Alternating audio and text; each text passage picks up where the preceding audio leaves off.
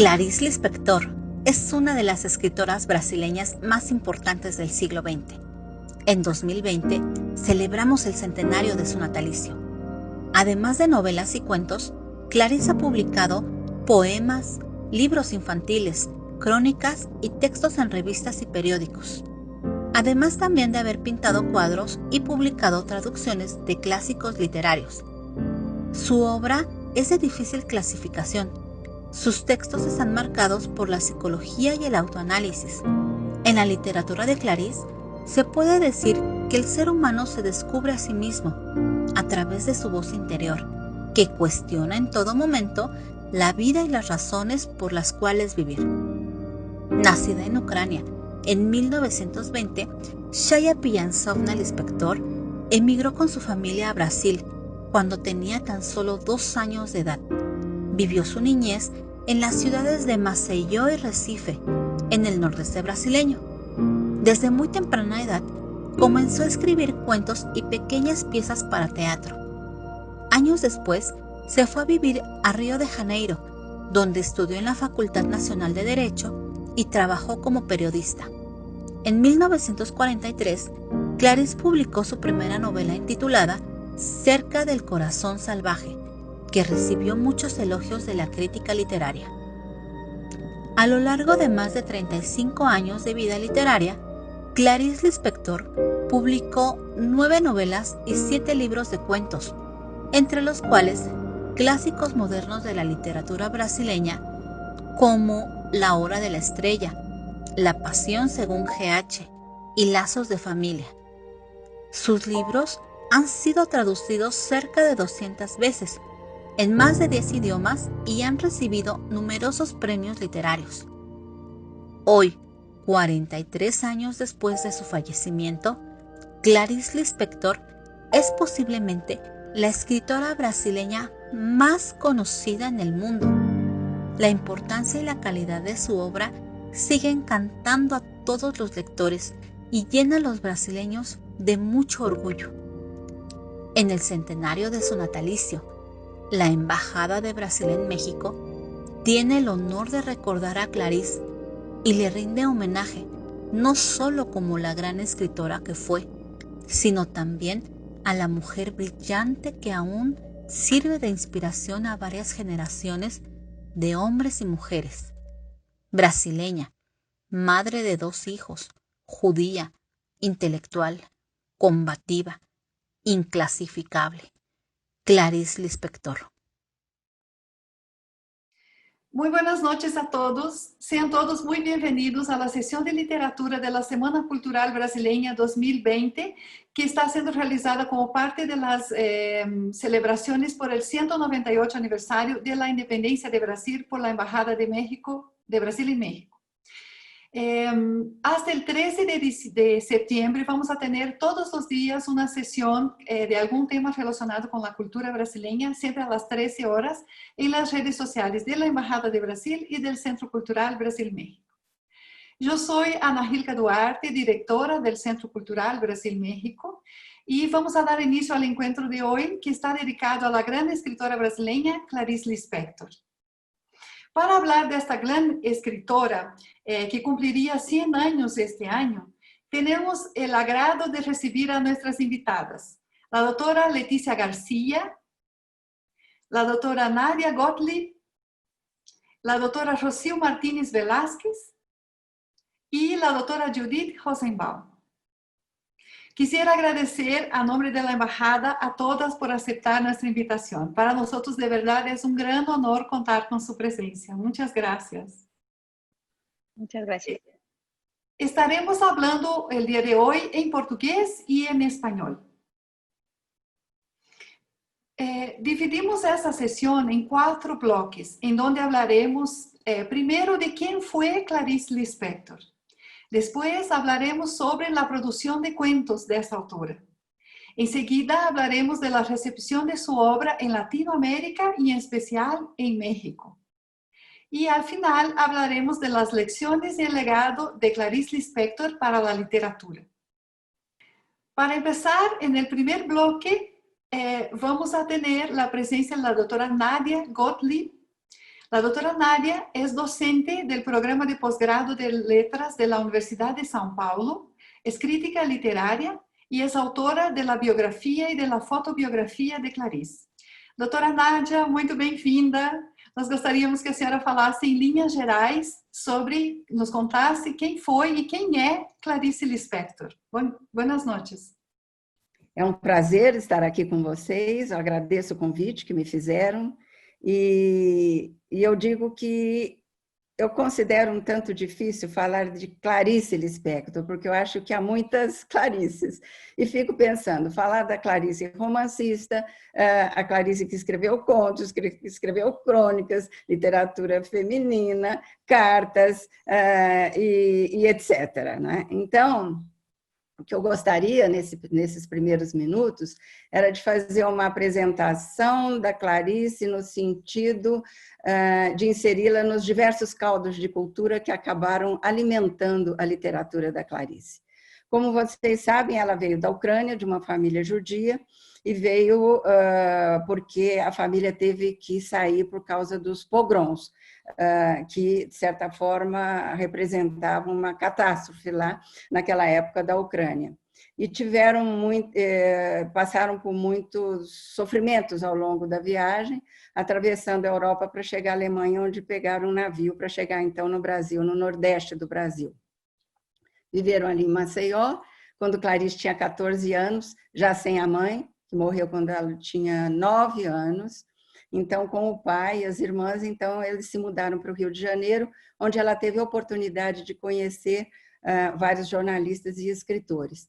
Então, acho que é ali que começa a carreira literária da Clarice, quando ela escreve o primeiro conto, em 1940, que é um conto interessantíssimo, que se chama Triunfo, que eu acho que é o primeiro grito de emancipação da mulher, porque ela propõe ali a mulher forte, que está sozinha, sem o companheiro, mas que tem consciência da sua própria força.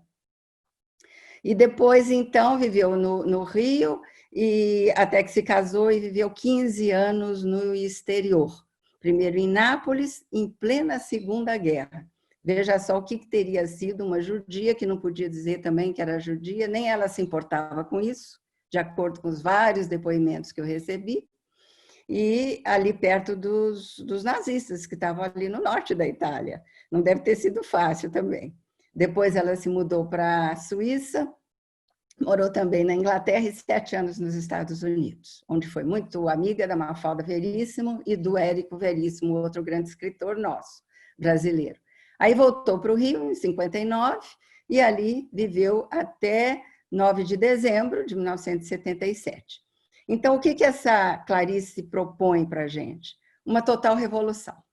Revolução na linguagem, revolução na construção narrativa e revolução nos questionamentos que ela faz em relação a tanto aquilo que a rodeava, quanto em relação ao modo de captar a intimidade das personagens. Então, eu acho que essa é uma das grandes vantagens da literatura da Clarice, né, que ela nos deixa. Essa capacidade de perceber não só a vida da rotina da classe média do Rio de Janeiro, carregada de muita brasilidade, ela tinha um sentido muito forte, acentuado do que é ser brasileira, tinha um amor muito grande pela língua brasileira e, ao mesmo tempo, essa capacidade de como que se introduzir no de dentro das personagens e perceber com detalhes o mecanismo da alma humana. Então, eu acho que são duas vertentes, né, da literatura que convém a gente esclarecer. Ela revolucionou não só em relação aos nossos modernistas dos anos 20, como também em relação aos romances sociais dos anos 30. Ela escrevia de um jeito diferente. É por isso que, quando ela surgiu, as pessoas ficaram assim, muito espantadas, porque era completamente desconhecida e vinha também com um jeito de narrar também completamente desconhecido. Há duas características dessa Clarice que eu gostaria de realçar. Uma delas é o enfrentamento. Ela tem coragem de enfrentar situações. Isso foi muito bom para o público, né? Muito sadio esse lado da Clarice, que é um lado saudável. É curioso isso, é um lado saudável que traz o que ela chamava de alegria de ser. E alegria também de chegar a um estágio de perceber o estar sendo, né? E trazer isso para as mulheres. Por isso, não foi feminista, não tinha essa preocupação de militância feminina, mas ela trouxe uma enorme contribuição para a emancipação das mulheres, na medida em que ela trazia essa possibilidade de percurso da construção da sua própria liberdade, que ela chamava de libertação. Então, eu acho isso também muito importante na literatura da Clarice. A coragem do enfrentamento, dos seus fantasmas, dos acontecimentos adversos, né, dos medos, enfim, de tudo aquilo que é difícil enfrentar, que faz parte da condição humana e que, a certa altura da vida, a gente tem mesmo que enfrentar. É isso que eu queria também ressaltar em relação à literatura dela. Muito obrigada, doutora Nádia. Pasaremos ahorita a la segunda parte de nuestra sesión, donde vamos a hablar de la producción de cuentos en la obra de Clarice Lispector. Para esa parte llamamos a la doctora Judith Rosenbaum. La doctora Judith es docente de literatura brasileña en la Universidad de São Paulo y uno de sus campos de investigación es la literatura y el psicoanálisis, con especial atención a la obra de Clarice. Doutora Judith, muito bem-vinda, a palavra é sua. Muito obrigada pelo convite, é um prazer estar aqui, então boa companhia. Não sei se eu vou conseguir sintetizar a obra de contos da Clarice, né? Eu acho que vou fazer uma apreensão assim mais geral, tentando dar pequenos exemplos para a gente poder acompanhar. Eu acho, como vários críticos apontaram, que a obra de contos da Clarice talvez seja o ponto alto de uma obra já de excelência, né? É claro que é difícil falar isso, porque quando eu penso nos livros, nos romances, eu sou apaixonada por vários romances da Clarice, mas é verdade que nos contos ela tem uma performance assim, notável, né?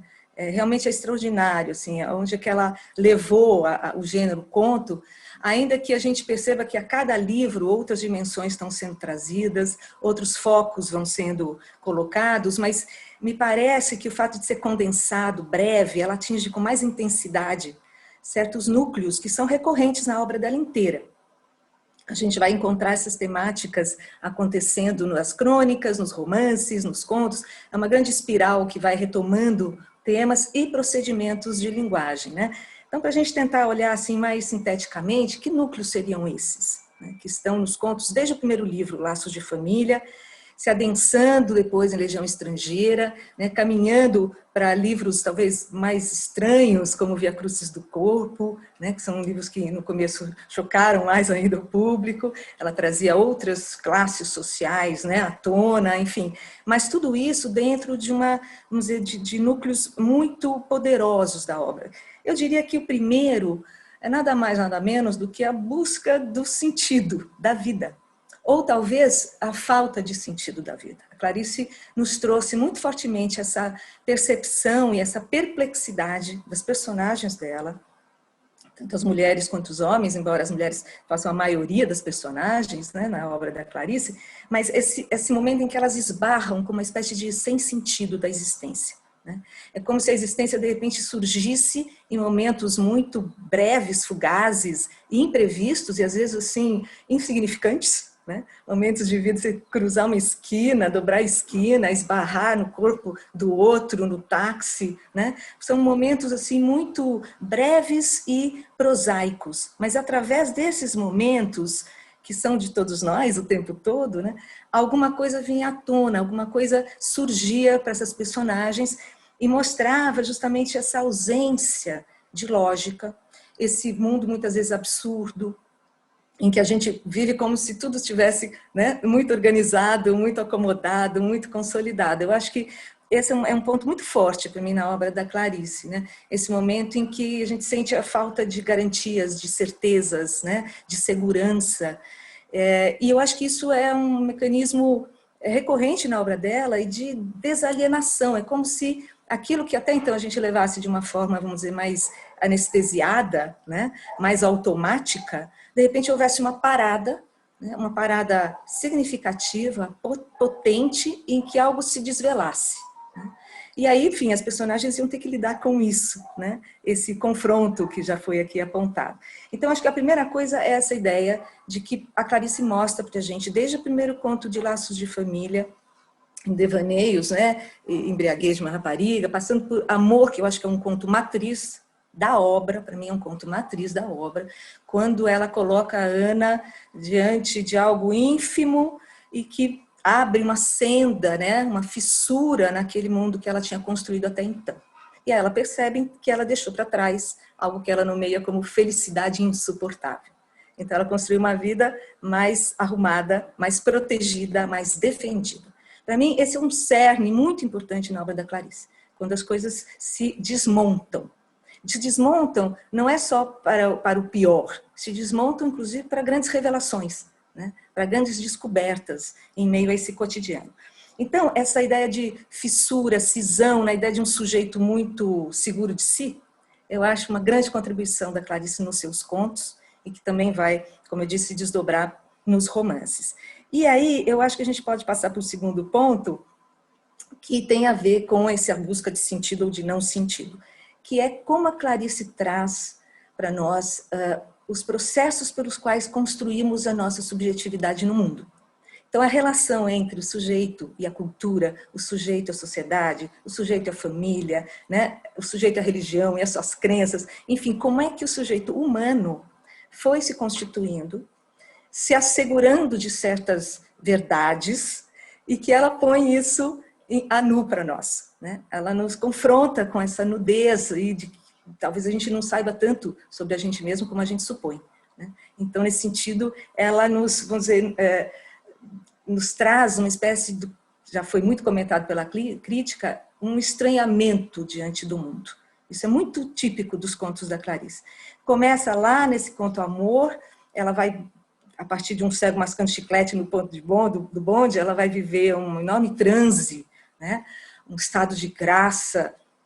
No Jardim Botânico vai se fundir aquela natureza toda, vai se entregar, né, aquela potência viva. Né? Eu acho que isso é muito forte na Clarice, a ideia do que está vivo e que a gente tem que, de alguma forma, lidar com essa força do que está vivo, dessas intensidades. Né? A gente pode chamar de intensidades pulsionais, por exemplo, se a gente pensar no organismo vivo, né? No nosso corpo, na nossa psique, mas também nessa relação constante entre o que está dentro e o que está fora. Clarice põe a gente a pensar se essas coisas não são um todo. Né? Então, por exemplo, eu acho que a base, né, do que está em jogo nesses contos é, vamos dizer, desiludir essa ideia de sujeito coerente, né, sujeito seguro, sujeito idêntico a si mesmo, que é uma visão cartesiana e que a Clarice vai mostrar, e toda a literatura moderna também, né, de alguma forma, que na verdade é uma grande ilusão. Nós somos seres divididos, conflituados, né, seres contraditórios. E o que eu acho mais bacana na obra contística da Clarice, veja, no Legião Estrangeira, isso vai mostrar em situações em que a mulher não está tão protegida no lar. Laços de Família são as cadeias de violência doméstica que estão ali, né, as formas de opressão da mulher e como ela vai se havendo com tudo isso, nesse corredor estreito que lhe sobrou, né, para existir, mas esse corredor estreito está cheio de fissuras, então algo maior vai entrando naquele universo. Muitas vezes é de dentro da própria casa que surgem essas situações insólitas para ela. Mas em Legião Estrangeira, que é o segundo livro, 64, isso já começa a mudar. As mulheres estão mais erráticas, mais errantes, mais soltas, né? Mais sozinhas. Então, essa noção de perplexidade, estranhamento, e tudo isso ganha mais espaço no segundo livro dela. Né? Mas está ali a mesma problemática, né? Essa ideia de que a gente tem uma matéria crua, selvagem, indomável, né? Que a gente lida o tempo todo para fazer mediações dela com o mundo. Eu acho que isso é muito potente, desde a gema de ovo, que está lá no primeiro conto, quando quebra a casca, né? Até a matéria branca da barata, na quinta história, que é de Legião Estrangeira, até a fúria do olhar de um búfalo, por exemplo, que também é essa matéria né, descontrolada, incontrolável, que a mulher rejeitada pelo amante vai encontrar na troca de olhares com o búfalo, que é o último conto do livro. Eu não sei se eu já passei do meu tempo, mas a última coisa que eu queria dizer, para encerrar, é que nada disso nos tocaria se não fossem os procedimentos de linguagem que ela utiliza. É aí que a coisa realmente assume sua força, né? Então, eu vou dizer que são procedimentos que fazem com que a língua portuguesa, né, e a linguagem, a sintaxe, a organização do texto também sejam estranhadas, né? Então, ela usa termos que nos causam muita surpresa, e é nessa surpresa que nós, leitores, também paramos para ouvir o que ela está dizendo. Então, é alegria difícil, né? Horrível mal-estar feliz, né? Esses termos todos que depois vão aparecer nos romances, mas que já estão ali espalhados, ardor de burra, no conto Imitação da Rosa, né? Esses arranjos de antíteses, de paradoxos, contradições, ambiguidades, para mostrar que é isso que nós somos. Então é preciso uma linguagem que dê conta, né, de trabalhar esses embates do sujeito com o seu mundo, né, do sujeito com ele mesmo. E, por fim, mostrar que o eu não é apenas um eu. São múltiplos eus. Nós somos muitos outros, né? E esse embate nosso com os outros que nós somos e os outros do mundo que nos refletem. Aí começa todo o jogo maravilhoso da Clarice de estranhamentos e de espelhamentos. Mas acho que eu tentei dar uma breve, e acho que passei do tempo aqui, uma breve noção dos contos. Muito obrigada, doutora Judith. Bueno, ahora vamos a seguir hablando sobre la recepción de la obra de Clarice en Latinoamérica y en México. Sabemos que la obra de Clarice ha sido traducida, gran parte de la obra de Clarice ha sido traducida al español y que el público hispanohablante tiene mucho cariño por esa autora, ¿no? Como que les llega mucho, tal vez inclusive como dijo Laudit, esa cuestión de que habla de cosas que son inherentes a todos los seres humanos, pues eso hace mucho eco, ¿no? Y principalmente aquí en México. Entonces, para hablar de ese tema, vamos a invitar a la doctora Leticia García. La doctora Leticia es docente investigadora del Doctorado en Humanidades y Artes de la Universidad de Zacatecas y es una estudiosa también de la obra de Clarice. Buenos días, doctora Leticia. Buenos días, un placer. Agradezco muchísimo la invitación, estoy feliz, estoy contenta. Agradezco las palabras de la doctora Nadia, Judith, tan elocuentes y siempre pues nos dan ideas nuevas. Uno piensa que hasta aquí con Clarice, pero siempre siguen surgiendo como otros rostros, otras caras, otras ideas. Y creo que esto tiene que ver precisamente con la recepción, tiene que ver con el lector, tiene que ver con nosotros, porque Clarice tiene su literatura, su escritura, su lenguaje, tiene esa capacidad de adentrarse en el alma del lector. Yo así lo veo. ¿Por qué? Porque así lo he vivido. Voy a tratar de no abusar del tiempo, porque también uno se apasiona hablando de Clarice, ¿verdad? Y yo estoy muy contenta de conocerlas a todas, de poder compartir. Yo he caminado con Clarice. Lo voy a decir así, con esa humildad. Yo caminé desde hace muchos años, quizás no tantos, a lo mejor me falten, no lo sé. Pero todo eso se fue conformando de una manera que yo no me imaginaba hasta dónde iba a llegar, honestamente. Entonces, empecé leyendo a Clarice con un soplo de vida, debo confesarlo. Yo fui como de la semilla, o sea, para atrás, ¿verdad?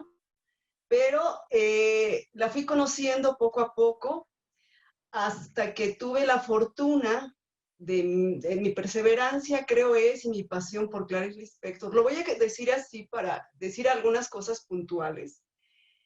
Entre la escritura, la crítica literaria. Yo me dedico a la literatura escrita por mujeres. Digamos que es mi perfil de investigación y he trabajado pues la perspectiva de género y he trabajado con la escritura femenina desde hace muchos años, de escritoras latinoamericanas, mexicanas. Pero Clarice, desde haber leído desde los años 90, Pasión GH, perdón, estoy un poco emocionada, era como algo que yo tenía que hacer en esta vida, que yo tenía que llegar. Por eso digo que no hay coincidencias. Es como si fuera algo que se está esperando, pero que tú también tienes que crecer para poder estar a la altura, digamos, de ese conocimiento.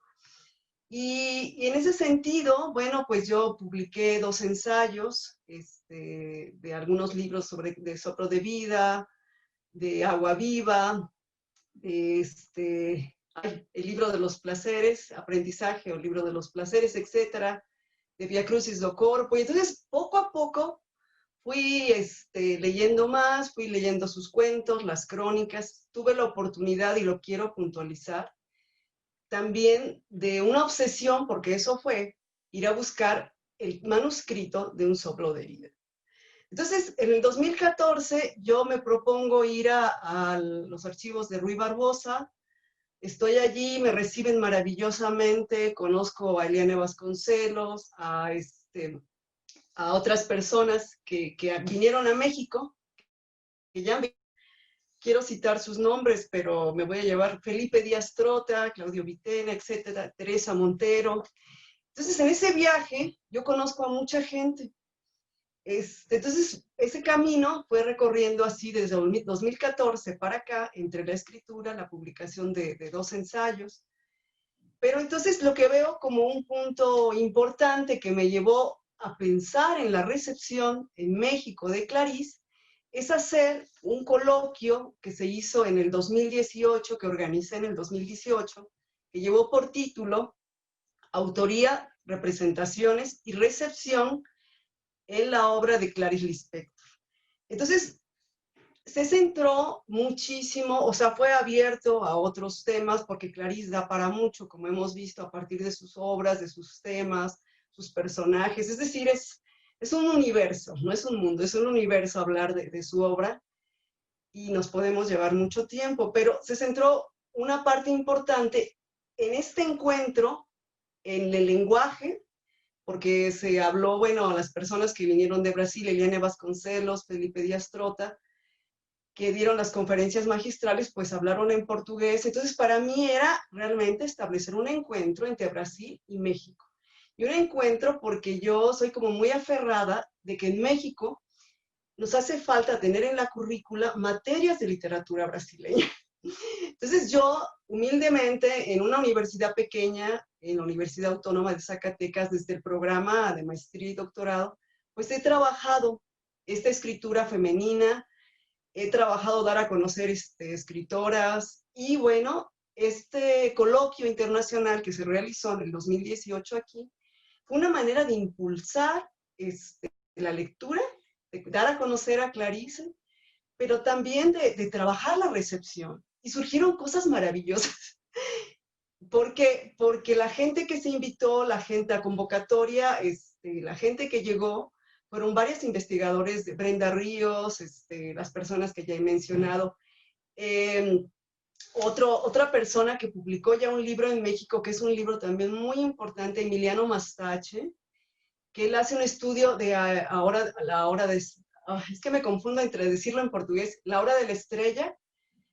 Y bueno, entonces para mí, Marta Patricia Reveles y diferentes también se agregaron a esta convocatoria estudiantes. Y fue maravilloso porque fue un encuentro donde había visiones de cosas que yo honestamente no había visto. Entonces era como refrescar la lectura, era refrescar la recepción, aparte de que en Zacatecas, que es una ciudad muy bonita al norte de México, ¿verdad? Pues muy cultural, pero debo decirlo, no había mucha gente que conociera, joven o grande, a Clarice Lispector. Entonces, para mí ha sido un orgullo poder compartir. Yo siempre pensé así, lo pensé así, en el sentido de compartir a esta escritora. Perdón, creo que ya se me ha ido el tiempo. Entonces, lo que quiero decir es que a partir de mi experiencia, de la crítica literaria, de este coloquio, en breve se va a publicar un libro, que no es el coloquio, pero es un libro que recupera la recepción, en este momento yo podría decirlo así, en México, sobre Clarice Lispector en términos de la crítica literaria.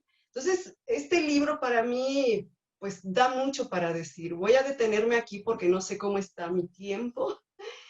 Y este camino, pues ha sido un camino largo, pero ha sido un camino de muchas satisfacciones, de mucha gente maravillosa que he conocido. Y bueno, ahora viene este texto, este libro de crítica, y que está en gran parte en torno a los archivos de la Fundación de la Casa de Ruy Barbosa. Pues gracias, voy a detenerme aquí. Muchas gracias, doctora Leticia. Para seguir hablando de la recepción de Clarice Lispector en Latinoamérica y México, ahora vamos a escuchar a la doctora Rocío Martínez Velázquez. La doctora Rocío es docente de la Universidad Iberoamericana en la Ciudad de México, es subgerente de proyectos especiales del Fondo de Cultura Económica y directora de la colección popular en esa misma institución. Bienvenida, doctora Rocío.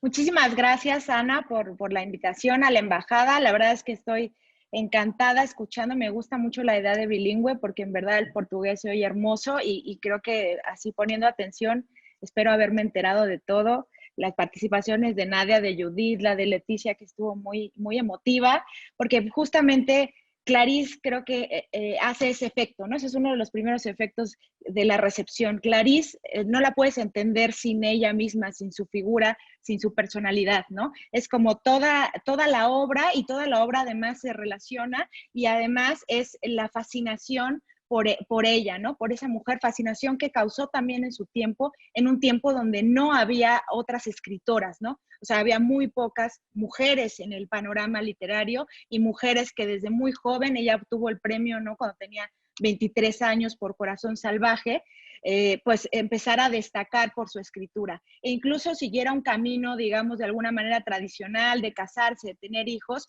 pero no soltara la pluma, ¿no? En todas sus dimensiones, ¿no? Ella ya lo han mencionado, es autora de crónicas, cuento, artículos periodísticos, novelas y libros infantiles. Entonces, realmente creó un universo, y un universo que es Clarice y que no se puede separar de ella, ¿no?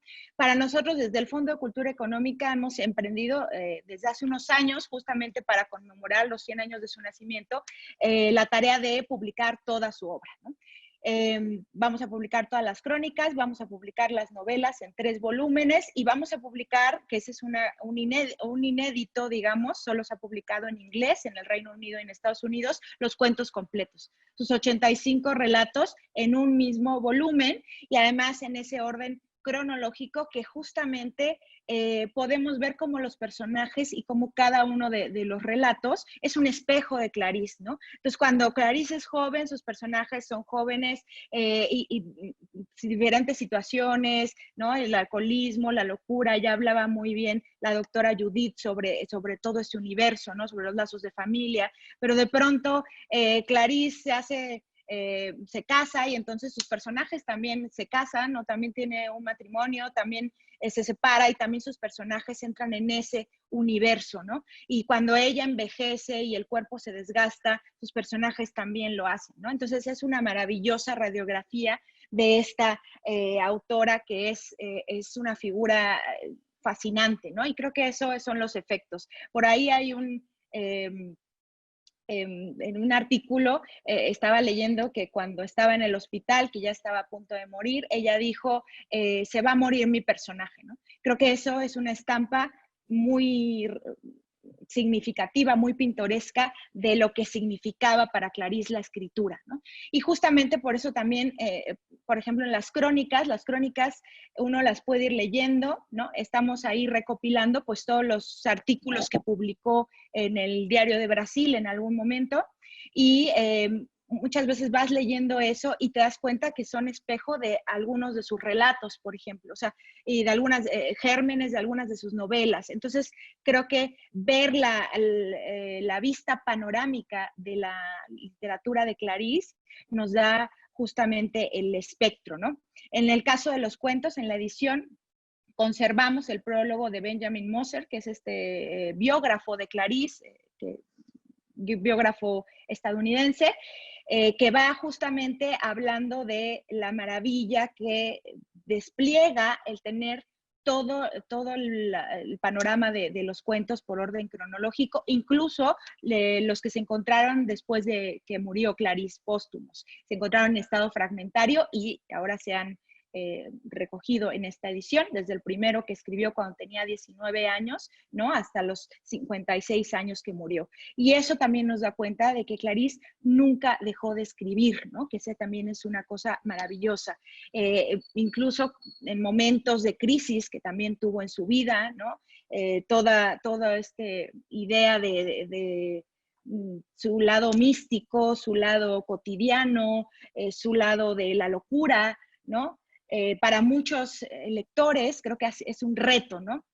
Es un reto entender a Clarice, ¿no? En algunos relatos, en otros se hace tan cotidiana, tan fácil de identificar. Entonces, esa variedad que va de lo insólito a lo más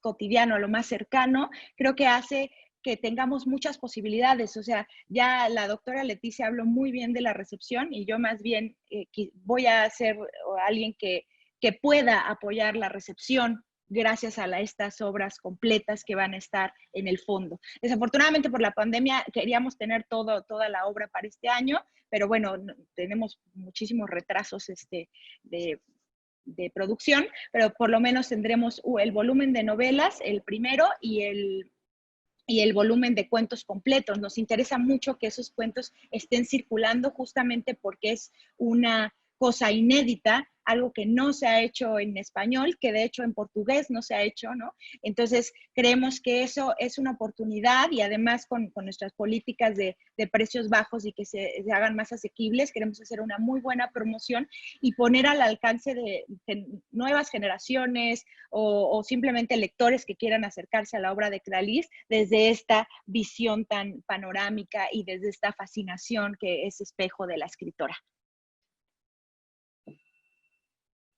Muchas gracias, Rocío. Pues qué excelente noticia, ¿no? Que pronto vamos a tener aquí en México ese volumen tan especial con todos los cuentos. Yo creo que será todo un éxito, ¿no? Yo quisiera comentar que en la biblioteca del Centro Cultural Brasil-México, donde tenemos toda la obra de Clarice, es de las autoras más consultadas, ¿no? Siempre, todo el tiempo están llegando personas de nuestro público, nuestros usuarios, que nos preguntan, ay, yo quiero leer tal cosa de Clarice, ¿qué me recomiendas? ¿O por dónde puedo empezar?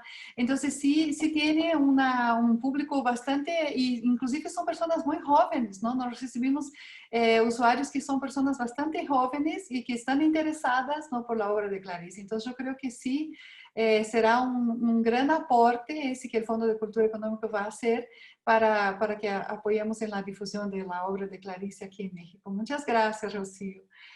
Pues ahora para hablar de las lecciones del legado de la obra de Clarice, ¿no? Vamos a empezar escuchando a la doutora Nádia. Por favor, doutora Nádia. Alô.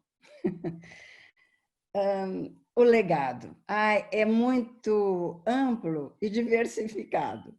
Vocês vejam que eu tenho sempre essa dificuldade de me situar em relação ao leque de possibilidades quando se trata de falar da obra da Clarice. Mas eu queria ressaltar um dos aspectos que eu acho muito importantes, que é a questão da desmontagem, de como ela vai desmontando não só personagens internamente, mas também ela desmonta a própria linguagem. Então, se a gente observa a questão da história dos gêneros, a gente vê que no início da carreira, das primeiras produções, ainda havia essa preocupação de distinguir o que seria conto, o que seria romance, etc. Quando chega em Água Viva é apenas ficção. E Um Sopro de Vida, pulsações.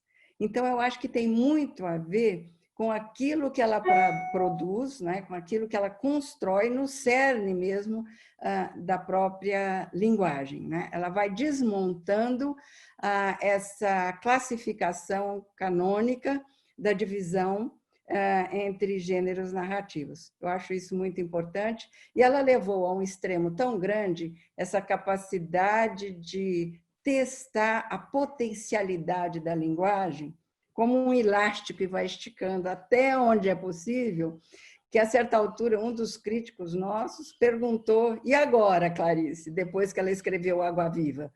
Porque ela foi, é como acontece com a personagem GH, vai desmontando a personagem daquilo que ela chamava de invólucros da civilização, que abafam os desejos, abafam tudo aquilo, né, que está ali. A gente tem um termo meio caipira aqui no Brasil, que é encruado, né, que está ali adormecido e que, de repente, ela provoca essa explosão, né? Então, eu acho que essa característica, né, da desmontagem é muito importante. Tão importante que ela mesma se classificava como inclassificável. Então, eu acho que a própria consciência que ela tinha em relação aos procedimentos que ela adotava nesse tratamento com a sua linguagem. Muito obrigada, doutora Nádia. Muito obrigada. Seguiremos escuchando a doutora Judith, por favor. Certo. São 5 minutos, né? Então, vamos lá. Estava aqui pensando, né, o que eu acho que a Clarice deixa para a gente, que eu acho que vai continuar por muito tempo, né, nos capturando. Eu acho o seguinte, a Clarice, acho que a Nádia usou essa palavra, né, tem um despertar, né, era uma literatura de um despertar. E muitas vezes nós somos literalmente chacoalhados por ela, né?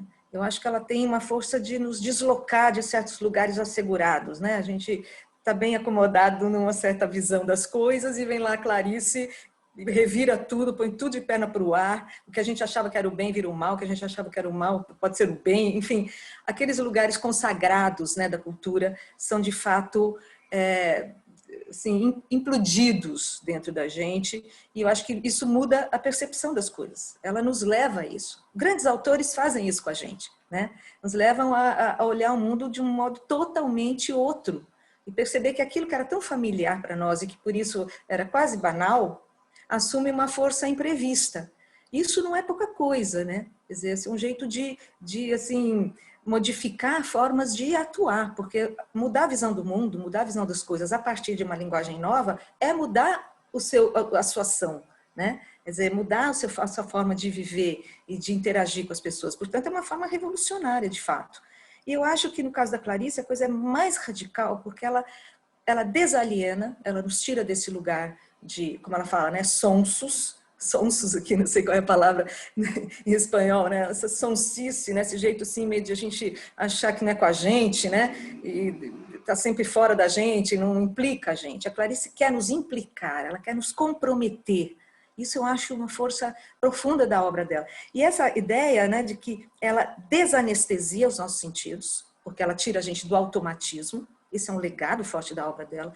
Ela nos desilusiona, ela faz cair as nossas capas de ilusão. Isso é dolorido. Ela falava, né, as coisas não são fáceis, mas é preciso dizê-las, né? Então, ela faz essa capa se desmontar. E o que eu acho mais impressionante, assim, ela faz com que a gente, no mundo de hoje, que a atualidade precisa da Clarice, né?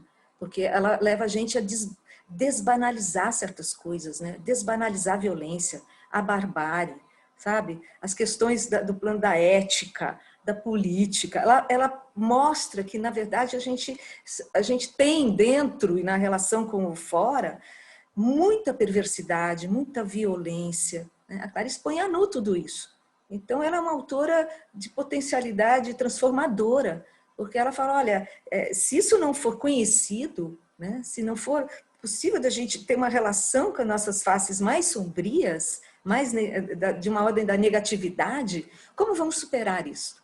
Né? Como vamos conseguir viver numa relação saudável com o mundo? Né? Então, acho que ela é uma autora necessária nesse sentido. E quando ela traz toda essa legião estrangeira, que é a obra inteira dela, podia se chamar a Legião Estrangeira, que são essas personagens que vivem deslocamentos, né, que vivem à margem de certos sistemas dominantes, né, que vivem excluídas de uma certa inserção maior. Quer dizer, e hoje o que nós estamos vivendo? Sobretudo o Brasil, né, que mostrou toda a sua desigualdade em meio a essa pandemia, né, nos últimos tempos aí. Quer dizer, a Clarice é uma autora que a gente precisa voltar a ela sempre para a gente olhar mais. A Clarice era uma autora que olhava as coisas, né? Não é à toa que olhar é o tópico tão fundamental na obra dela, a potência desse olhar. Então, ela olha, e olha com uma força que desmonta, como disse a Nádia, né? Ela desestrutura para poder se refazer Como vai se refazer, daí está em aberto, né? Como é que cada um vai se refazer desse baque, né? Diante disso que ela põe para a gente olhar. Mas eu acho que essa força dela vai continuar intensa por muito tempo, né? E acho até a gente conseguir despertar. É isso que eu penso. Pues esperemos que sí, ¿no? Muchas gracias, doctora Judith. Vamos a escuchar a la doctora Rocío Martínez. Pues uno de sus legados creo que es justamente esa figura que representó Clarice en su momento de vida, esa idea también de ser una mujer que escribía en un mundo de hombres y que ahorita, aunque las cosas han cambiado, creo que todavía tenemos que impulsar mucho esas figuras que precedan a las escritoras de la actualidad y a los escritores, hombres y mujeres, tenemos que estar como en este universo. Y creo que ella representa mucho, representa fuerza, representa una circunstancia familiar, ¿no? Se queda huérfana de madre y luego de padre, como alguien que quería estudiar en un momento, ¿no? Es impresionante como cuando ella estudió Derecho, pues era prácticamente, había 3 estudiantes de Derecho, ¿no? Y aunque su pasión era la literatura, y no soltó su pasión, ¿no? Porque podía pasarles a muchas mujeres y todavía puede pasarles, que en cuanto se casan o lo que sea, abandonan sus sueños, ¿no? Entonces creo que es justamente algo que tenemos que ponerle mucho foco a decir, ella continuó y no renunció, ¿no? O sea, a lo mejor el trabajo del esposo embajador le permitía escribir, pero podría haberlo dejado con su primer hijo, ¿no? Entonces siguió y siguió siendo la literatura un reflejo de la vida, que a fin de cuentas eso es lo que es la literatura, lo que nos permite entrar en ciertos contenidos, en ciertos universos que nos podamos identificar, ¿no? Entonces, creo que eso nos sucede muchísimo con los personajes de Clarice y por eso a mí me gusta mucho si alguien nos preguntara dónde debo empezar con Clarice, creo que sí empezaría con los cuentos, ¿no? Porque justo habla de esa chica de 19 años que quería escribir a pesar de todo, ¿no? Que quería estudiar, que quería hacer cosas por sí misma y que incluso cuando se separó ella trató de pues de publicar para poder sostenerse, para ser independiente. Algunas de las dificultades que se tuvieron para la edición de los cuentos completos es que había más de una versión de un cuento, ¿no? Y eso es porque ella misma, pues, en un diario lo ponía de una manera, en una revista de otra, por necesidad o porque así lo tenía. Entonces decidimos tomarlos ya editados, ¿no? Que además, pues, quedó preciosa la traducción de Paula Abramo, que es una de las mejores traductoras del portugués. Entonces, realmente estamos muy orgullosos de que esa edición pueda salir este año. Entonces, justamente creo que ese legado lo tenemos que impulsar junto con su figura, ¿no? Porque además son estos personajes que de pronto rozan la locura, ¿no? Son mujeres que a lo mejor se meten en el alcoholismo, suicidio, pero también mamás que se enfrentan a sus problemas cotidianos con el hijo, el esposo, ¿no? De pronto el ama de casa que se aburre, ¿no? O sea, como son temas que realmente creo que ella sí es pionera en tratarlos de esa manera. O sea, se había hablado mucho del aburrimiento femenino y todo, pero esta magia que ella introduce, la parte mística, eso que ella llama Dios, ¿no? De su parte judía, creo que es una de las escritoras que vale la pena que sigamos leyendo, ¿no? O sea, no solo admirando y fascinándonos con su belleza cuando vemos las fotos, sino que hagamos todo porque se siga conociendo en las nuevas generaciones, se siga estudiando en las universidades y sigamos hablando de Clarice para mantenerla viva en sus 100 años, ¿no? Muchas gracias, doctora Rocío. Escucharemos ahora a la doctora Leticia García, por favor. Bien, pues yo en principio quiero agradecer las palabras de todas. Escucho las palabras de la doctora Nadia cuando habla también de desestructurar, ¿verdad? Cuando la doctora Judith nos habla de pues verse hacia adentro. O sea, Clarice todo el tiempo es una confrontación, pero al mismo tiempo ella lo hace de una manera que te permite fluir. Es lo que yo siempre he sentido, ¿no? Es como si te llegara en un punto toda su obra, desde los cuentos, incluso las crónicas, ¿no? Porque como toda su obra se va tejiendo de una manera, hablamos de todos estos rostros, ¿verdad? De las fotografías, de los diferentes géneros, de sus diferentes textualidades, pero todo está tejido, todo está perfectamente relacionado, ¿no? Los personajes que encontramos en un texto y en otro, los rostros de estas mujeres, ¿no? Sus gestos, que para mí muchas veces son gestos de dolor y a veces son gestos de epifanía, ¿verdad? De revelaciones maravillosas. Pero siempre en esta, yo lo que percibo, vaya, como lectora, como investigadora, como mujer, porque también lo tengo que decir en ese sentido, ¿verdad? Como persona. Es como si Clarice todo el tiempo te estuviera dando una serie de herramientas, pero para desestructurar, para desvanecerse. Y así es lo que yo percibo, es como si el lenguaje se desvaneciera, ¿verdad? Para desestructurarte una cultural, una idea social, una idea política, una idea de ser mujer, de lo que sea, ¿verdad? De cualquier figura humana, de lo humano, para luego darte una nueva versión. Yo creo, porque yo lo voy a decir de esta manera, yo soy una apasionada de mi trabajo, soy una apasionada del lenguaje y por eso hablo así, porque me dejo envolver por todos estos autores que, como dice la doctora Judith, pues no cualquiera te lleva a este nivel de desestructuración, a este nivel de repensarte, a este nivel de reinventarte. Para mí, Legado de Clarice, pues está en diferentes niveles. Desde el placer de leerla, desde el placer de poder conectarse con su escritura, de poder entenderla, porque también hay niveles en los lectores, es decir, yo creo que uno puede pensar y uno puede sentir, pero en Clarice, pues eso está unido. Pensar y sentir van de la mano, ¿verdad? Se tejen, como se teje todas estas ideas en su obra. Entonces, ya desde allí hay un legado que para mí ha dado frutos maravillosos en estos años de su escritura, desde su primera novela, vamos a hablar de 1943, ¿verdad? A 1978, y bueno, más o menos un gran tiempo de escritura de una obra vasta, de una obra amplia, de una obra que cada una vez que lee una crónica encuentra uno algo.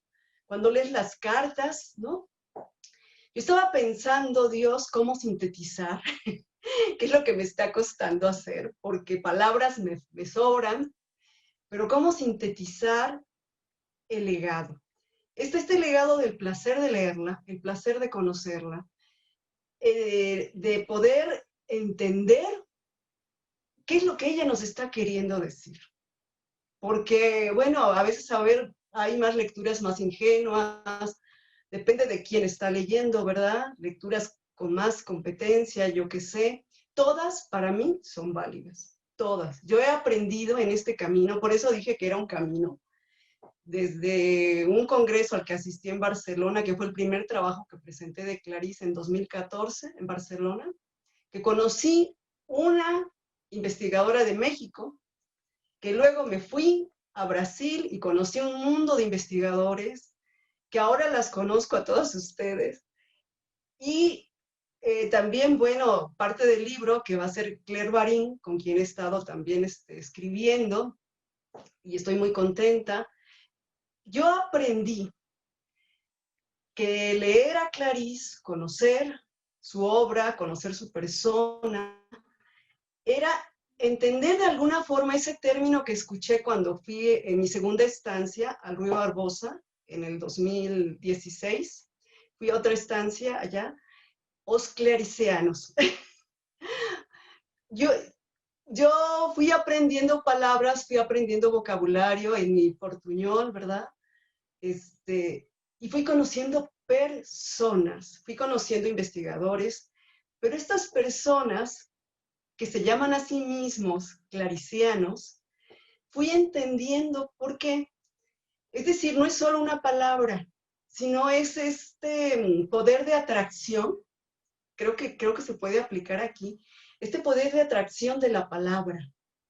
Es decir, esta comunicación que nos hace, o este sonido, cuando se lee en voz alta a Clarice Lispector, este sonido que es como un eco como una vibración, diría yo, si me permiten decirlo así, porque yo, después de haber pues, conocido diferentes investigadores, lectores, en este camino del 2014 hasta este 2020 tan especial, ¿verdad? Y que es un año especial, los 100 años de Clarice, y para mí es como una revelación.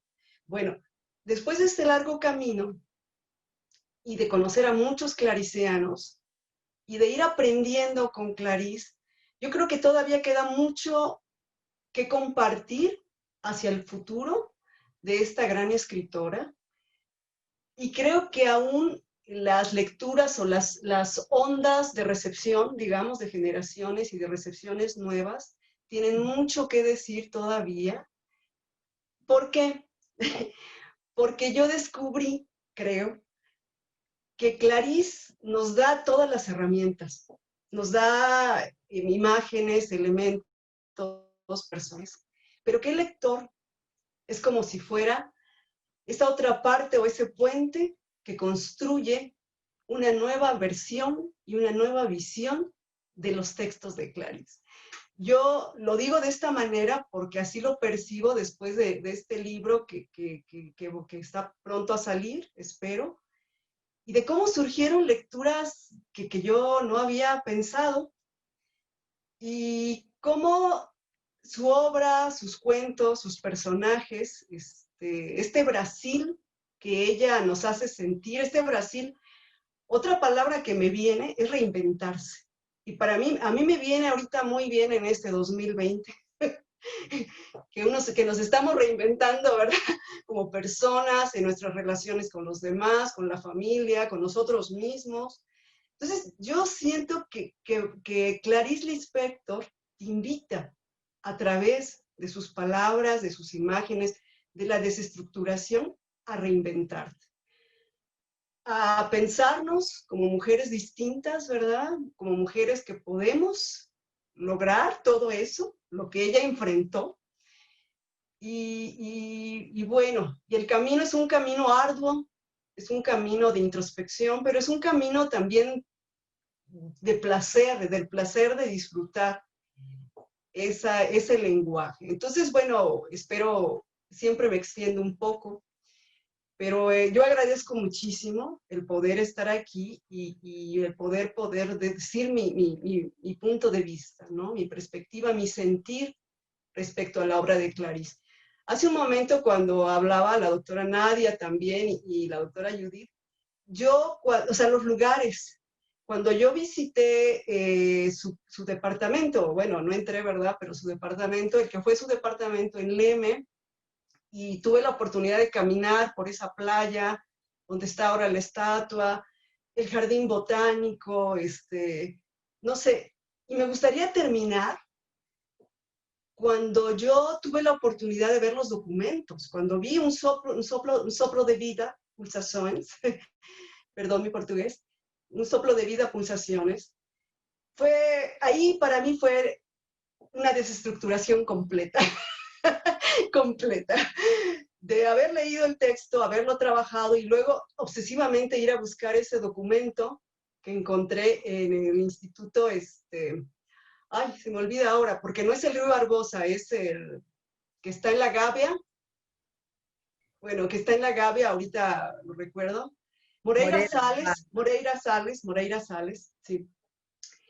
Y otro momento de desestructuración fue cuando yo vi las cartas, cuando vi sus documentos, y no sé por qué lo tengo en la mente ahorita, esa especie de estrella, ¿verdad?, que ella hacía al inicio y al final de varios documentos, parecía como si en momentos precisos esta imagen de seguir su estrella, de seguir una estrella, en este signo que ella hacía, así como una especie de estrella, de líneas cruzadas, ¿no? En muchos de sus documentos, en varios de sus documentos, cartas, que se encuentran ahí en el Rui Barbosa. Entonces creo que sí, efectivamente ya me extendí, agradezco la oportunidad de compartir. Gracias. Muchas gracias, doctora Leticia. Muchas gracias. Pues sí, la obra de Clarice, yo creo que con todo lo que escuchamos, tiene un legado importantísimo, ¿no? Yo me quedo pensando así de manera muy resumida que es esa cuestión de ampliar las fronteras del pensamiento. Una literatura, un autor que nos permite hacer eso, nos permite redescubrirnos, reinventarnos, pero principalmente ampliar nuestras fronteras, pensar más allá de lo que conocemos, de lo que sentimos, saber que otras personas en situaciones similares tomaron otras decisiones, pudieron hacer otras cosas. Yo creo que eso es un papel importantísimo de la literatura y yo creo que Clarice nos ofrece, ¿no?, muchísimas oportunidades de hacer eso, ¿no? Pues vamos llegando al final de nuestro encuentro. A nosotros nos da muchísimo gusto poder juntar especialistas de Brasil, especialistas de México para construir ese diálogo acerca de la literatura brasileña. Para nosotros es un agrado enorme saber que en México existe tanto interés por una escritora brasileña tan importante como Clarice, ¿no? Entonces, yo creo que realmente lo que tuvimos hoy fue un encuentro muy feliz, fue un verdadero festín de informaciones, de emociones, de razones por las cuales leer a Clarice Lispector, ¿no? Entonces, es una alegría muy grande poder haber promovido este encuentro para celebrar a Clarice, ¿no? Celebrar los 100 años de su existencia, celebrar su propia existencia.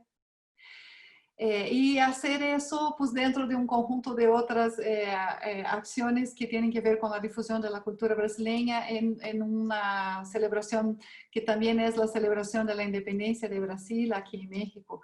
Entonces, yo espero que todos hayan disfrutado de ese momento. Yo quisiera agradecer muchísimo a nuestras invitadas. Muchísimas gracias por toda su contribución. Muchísimas gracias por su dedicación, su empeño, su emoción en seguir, ¿no?, trabajando con la obra de Clarice. Yo creo que eso es muy importante, ¿no?, en todos lados.